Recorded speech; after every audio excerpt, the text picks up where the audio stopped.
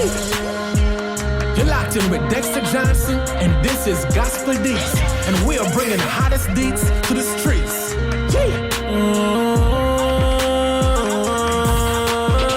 Gospel Deets, Gospel Deets, Gospel Deets, Gospel Deets, bringing the gospel to the streets, bringing the gospel to the streets. Yo, Hotbox. Daddy, mommy, daddy, daddy, daddy, daddy, mommy, daddy, daddy. You never know. Pick up the bangers and me start dialing. Ask Father God when make him adopt me. No me turn one of the king beat me. No joke. There you know see. Daddy, mommy, daddy, daddy. I will tell everybody. Daddy, mommy, daddy. Alright. Daddy, mommy, daddy. I will tell everybody. Daddy, mommy, daddy, daddy. Daddy, mommy, daddy. I will tell everybody. Daddy, mommy, daddy. You never know. Daddy, mommy, daddy.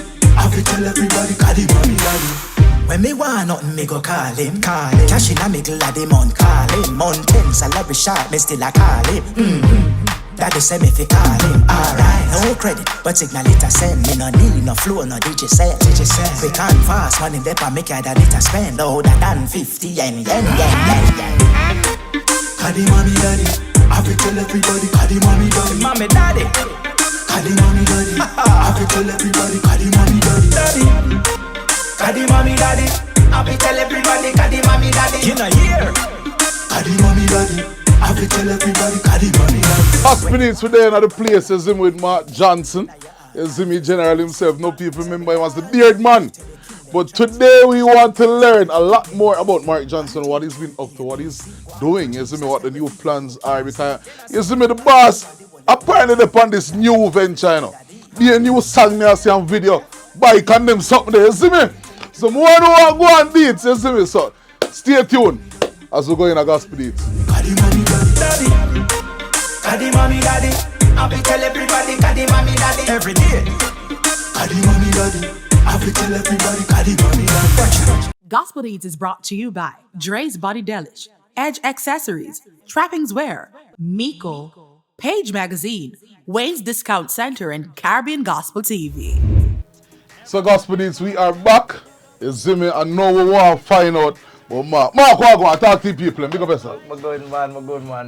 I'm glad to be here though. You better be glad. It's a good place to be Yes, in the house of the Lord. Amen. You see me there, so I want to know a little bit about Mark. Talk to us. What was growing up like? Boy, well, growing up I'm an only child, by the way. I'm not sure how many persons. You won. You didn't know that? No, I just don't know. Yeah, only child. Me also have to entertain myself, make my own toys. You know, because I never born rich. Make your own, like what kind of tie? So one of the things we used to love though, Zane, is when my bed, come I have my own room, so I have my bed and I have a whole heap of markers and pens and pencils. I used to use it and farm out like a little city on the bed. I have some little cars. I'm going to create my little building them and drive up and down, me one in there. Tell me where you're sitting here. What name for you sitting? No, I never name. Yeah, can't do what you say. You know, so the first time I said that to the public. Well, Gospel Deets, that today I have to learn about the artist, man behind the music.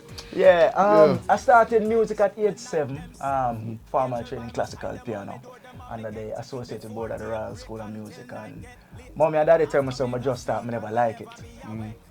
But shortly after I fall in love with the instrument, and so we have for the exam, theory exam, practical exam. Yeah. Every time I go exam, I get a distinction and things. So it's like the distinction, baby. Yes, sir. Yeah, man. Mostly, yeah, right. And I really love it. I'm just a grow from strength to strength.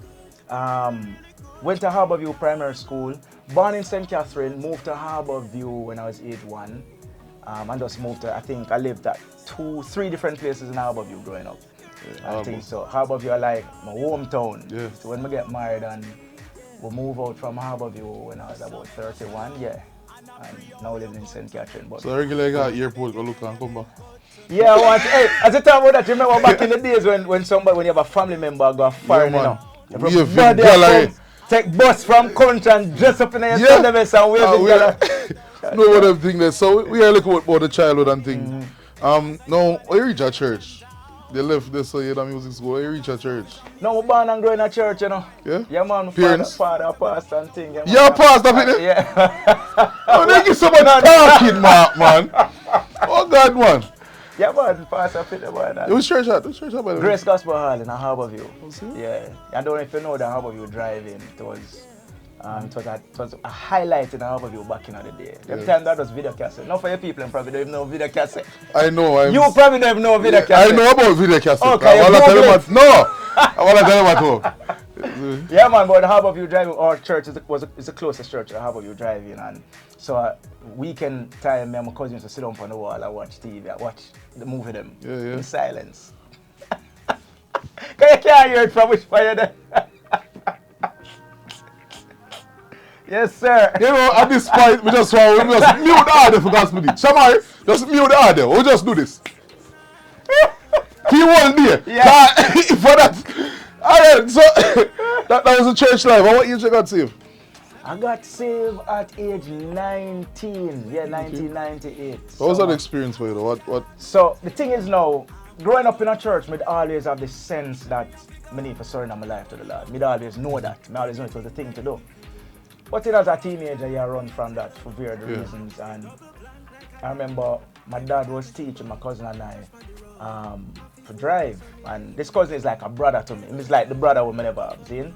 So it was his turn. So me in the back seat, I was up on the airport road where I drive. And out of the blue, brother, a car slamming at the back of a car. And, car mash up, blah, blah, blah, and thing. So it wasn't long after that I think about it and I said, Jaja, I know I'm supposed to surrender my life to the Lord. Yeah. And would have never want in a situation where I just got hell just like that in a split second. So it was one night I decided say I give my life to the Lord. But before that summer I had a summer job at Jamaica Packaging. I'm a supervisor, Keith Logan, if they Canada now. Big up yourself, sir Keith. Big up yourself, Keith. Every Friday I would have said to me, boy, make sure you bring some good news to me Monday, means to make sure you get saved over the weekend. Yeah. See? But that man was the first person I ever see so passionate about Christ and being saved. And I say, I need to know that man, I need to know Fame Jesus. You know what I mean? Because I'm born and grew up church. I've never seen anybody like that. So when all of the accident happened and thing, on the 15th of July, 1998, at about 8 o'clock, before I got my bed, me one of the room, I'm just say, God, listen up, man, I trust with my life. I'm surrender to him. Just from that day till now. Until now. Till I have grey hair. From a little youth ago. So we're so now. Which church you at now? Solofield Chapel. Solofield, where be there? So I'm one of the worship leaders. I'm also the choir director. And I'm involved in the men's fellowship as well as with getting more involved now with what we call Crossroads, which is the teenagers. Because we have Sunday school, we have teenagers, and we have young adults. You see, in a Crossroad part. Yeah. So you're not climb mango tree too, because you look like you do everything in the church. No. Alright, so at what point now you got involved into music? Because you mentioned the music lessons earlier, but also instrument. Yeah. How voice reaching right now? You start right, how that go? Alright, so with my background in music at church, I became a choir director for my Sunday school choir, then my youth choir, then the corporate air choir, then the national chorale within the denomination. So me and my music brethren, I'm the choir director and them are playing music, so we used to always link up and play a crusades and blah blah blah. So we always talk about forming a band and traveling the world in music and sharing the gospel and thing. So it was in 2011 I was say, watch a man, it's either we do this thing or we just stop chat and call it a day. Of course, we opted for, forming a band, the following year forming a band. And I was always writing though, from a little youth, I always write poem. Remember one of them? Oh, me understand. You write none for no girl at them time, eh? Must have. What? I must have. Roses are red by the time. No, but they more sophisticated than that. Yeah. So when we start doing rehearsals now and thing and go studio and so I ended up being the lead vocalist for the band and we go studio at the time. The first time I go studio, I was done voice and thing, the producer look on the band leader and say, yo, and this everybody in the room, say, yo, Mark and a lead singer. Put him back on the piano and get a lead singer. Sure. Half a minute crush, of course. Of course. But looking back, to a few things. One, he meant well for the band. It was true. I couldn't carry the band forward as a lead vocalist. Number two, he inspired me to remember the vision that I always had. From my youth, I grew up, I always see myself on a big music festival stage. Yeah, in a mic and an ocean of people. And so right when I sign up for voice training and every Monday, every Wednesday, although I can't afford it, I go voice training. And 1 year later, I released my first single. You know, and that song was what? That was Pulse Get Weak in a Trinidad, Trinidad, Jamaica, and Cayman. Then the next year, I was awarded Best New Artist by some New York radio station. I can't remember which one. The following year was some UK chart Voters' Choice winner, and then the next year was nominated for Breakout Sensation by Sterling. Yeah. The point of me saying all of that is, if me never know Dexter, if me never know what God put inside of me from me a little youth, mother does to go back to the piano and miss purpose. We would not have that conversation for real. now. So I'd like to know, because listening to your music, yeah, you get me? We get the sense that you write from a different place, you know? There's a time when a lot of your songs speaks to you honoring God, of course. But I realize that maybe some of the inspirations comes from elsewhere. You want to talk to me a little bit about your writing process? Yeah, my writing process, so there are times when, so because I'm a musician, when I get my songs, I get words and progression, music, yeah? Oftentimes, it will be a concept, so I'll get a concept, I just sense, and let me say this first, probably 95% of my songs them come out on my devotion time. It's like during devotion or right after devotion. You have to stay in a devotion? And sometimes just out of that place, it will be something I want to express to God in gratitude, or God put a burden on my heart for people. You know, I might be just a one word. And what happened now from the concept, and I get the music, I kind of get a sense of the progression and so on, and then I'll get what I call the shape of the words. Yeah. So it's like the words, it's like for example, the rhythm of a line, for example, have to be like ta ta da da da ta ta da da. That is the shape of it. And then now, how do I express the thought in that shape, and then that is how it evolves. Yeah. You feel like you want to start teach people to write songs? Can probably do 101, so join us next week. Alright, Mark, so we realize your music, what you call it now? There's a certain evolution, I'd say, as it relates to where you've been from Pulse Get Weak, come know you know, till we know about Now Sell Out. Right. Then we hear about Life, then we hear about Imago Day. Right. Then we see a transition to All Daddy. Right. Now you've brought versatility into your mix. What inspired a DJ move then now? You know, say that they wrote from long time though. It's from a youth I grew up. Whenever I hear like an advertisement of my love, I always change up the lyrics and turn to reggae. Even when I was practicing back in the day as a child, when I practice my classical piece, because exam come up, and I practice my classical piece them. When my teacher now look and she gone around so go do something, but just start reggae it. Start reggae the classical piece. I'm there say, "Mark, practice properly." But from them time, them I always feel the need to express my Jamaicanness in my music. I'm not sure probably what inspired me, come to think of it, is my uncle. When me a baby, probably like 3 years old, when Uncle Dennis come home to the family house, Grandma used to have a stereo. You're too young for no stereo. Yeah, I'm definitely young for that one. Big piece of board furniture, right? I have the turntable and the record tonight, and it would have beat Dennis Brown, Black Uhuru, Bob Marley, Third World, them Monday. So I think the reggae in my system from them time coming up. But strange enough, when I got introduced to classical music, it's like I did start kind of dislike reggae. It's like after a while, reggae was too simple for my intellect and my musical prowess with my full self. Anyway, when I became a teenager now, I got reintroduced to it and just falling over the genre. Any Jamaican influences to you? Or who you listen to? Talk to it. So maybe not Jamaica, maybe international, sure. Yeah. I can't tell you why I laugh. Anyway, so my you maybe should tell us. So my Jamaican influences would be Junior Gang. It would be a little busy signal. His clean versions. Let me hasten to say. You don't have to worry yourself, man. We understand. Also, I like from the older days, Babyface. Babyface was like my top artist, like straight out. From the gospel side, locally would be Kevin has, because I've worked with Kevin for 4 years as his road manager, and one of the things I learned, my biggest takeaway from Kevin is integrity as an artist. It's not even so much the music, it's more how he operated or how he operates as an artist. maintaining integrity, love and respect for his wife, stewardship over the things he's doing, as we had a conversation, a friend and I the other day. That really inspires me. But in terms of music, Chevelle Franklin, my good sister of mine, big up yourself, Chevelle. And there are a few others I can't remember right now. When you get to my age, you don't remember everything. Boy, I tell you, Mark, how about that fact? Just give a piece of daddy right now. Daddy, mommy, daddy. I have to tell everybody, daddy, mommy, daddy, yo. What am I say? Daddy, mommy. You have to pull it up quick, man. I can't pull up him too. Can't Alright, so talk to a little bit about marriage, Mark. Yeah? You see me? Who's the wife? Nicole Johnson. How long you married for now? 18 years, you know. It's going to be 18 years, month after next. I feel like after 18 years, I forgot to interview Nikki. Oh, she do it. Marriage life, so marriage and there's music. Tell us what's to come, Mark.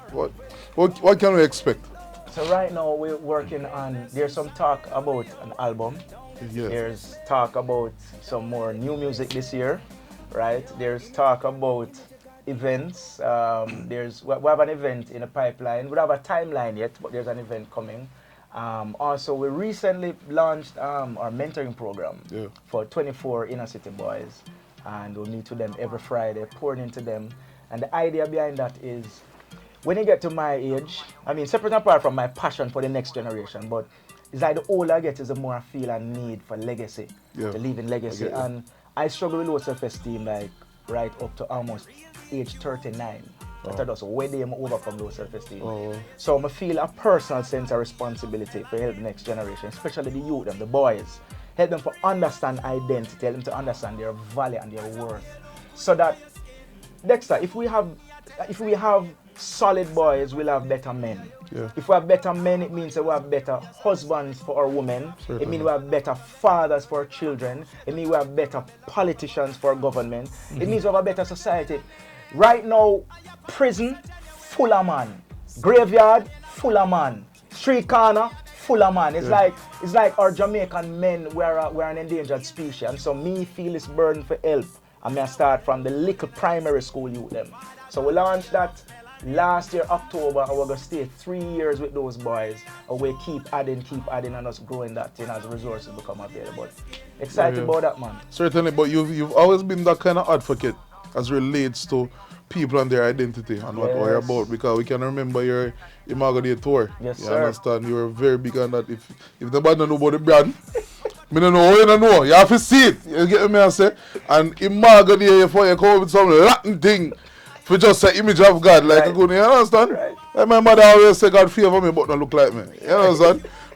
But take me a while for understand what she say that. You see me, but identity is so important in youth, and we understand the crisis we have in Jamaica, and certainly the road that you're treading right now, we applaud it, and we want to big up Mark Johnson. So at this time, people, you hear pan gospel Deets, Mark, I got hard for that year, You get to me, I say?